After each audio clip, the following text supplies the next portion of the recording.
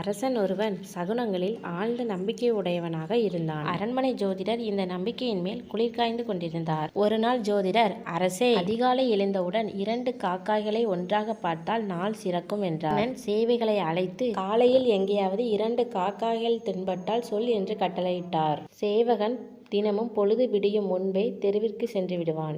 ஒரு நாள் அரண்மனை பக்கத்து தெருவில் 2 காக்காய்கள் ஒன்றாய் அமைந்திருப்பதை கண்டான். அடடா, நல்ல சகுனம், இன்று மன்னர் நமக்கு நிச்சயம் பதவி உயர்வு என்று மன்னரிடம் மகிழ்ச்சியுடன் விவரம் சொன்னான். இதை கேட்ட மன்னன் சேவகனுடன் அந்த இடத்திற்கு சென்றான்.